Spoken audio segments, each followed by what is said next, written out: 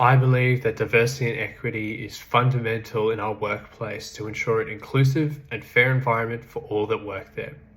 As someone who comes from a diverse cultural background, I understand that it can be hard to feel included or understood when seen as a minority. Being able to openly engage and include all people regardless of their race, culture, sex, traditions, and impairments generates an environment that enables positive growth and strong productivity. I experienced the impact of this firsthand as an equity ambassador for UTS in the Pacifica Mentoring Program.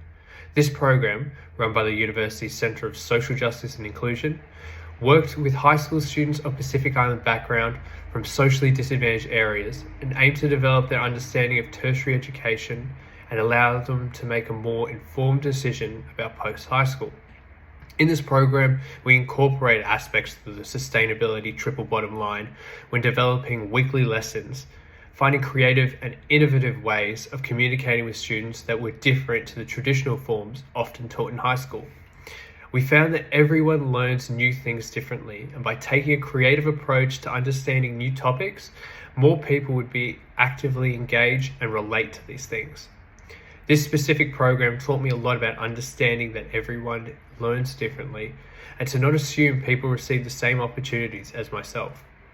In my internship, I learned a lot about diversity in a professional environment, working with people from a diverse range of backgrounds, both culturally and professionally. You realize that they all bring an array of different perspectives when solving problems and approaching complex conundrums. For example, my manager, who is of Greek descent, has spent most of his life working in the maritime industry across the globe. Prior to the pandemic, he spent the last 10 years working in Asia, implementing firefighting systems into different ships, and spent most of his time in Singapore and Malaysia. Currently, we are working on a similar project within our company, which is currently projected to run for 20 to 30 weeks. After the first 6 weeks, we noticed that work was beginning to slow down and morale between the predominantly Singaporean workforce was quite low. My manager believed this was because of the short working week in Singaporean maritime industry, and in order to combat this, my manager came up with the idea of putting a barbecue on every second Friday and shortening the days, plus catering Singaporean and Malaysian food to the workers to increase morale. We saw a dramatic increase in productivity and a project schedule that was back on track.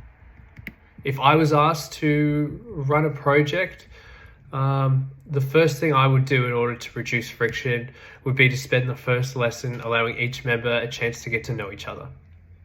Through experience, I've found icebreaker lessons to be the most impactful and helpful, with allowing people to overcome the initial awkwardness of working in a new team.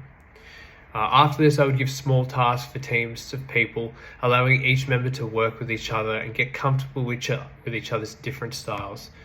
Finally, I would invite all members to an informal work lunch at the end of the week in order to develop a closer bond that extends beyond work and helping to generate a friendly, inclusive workplace culture.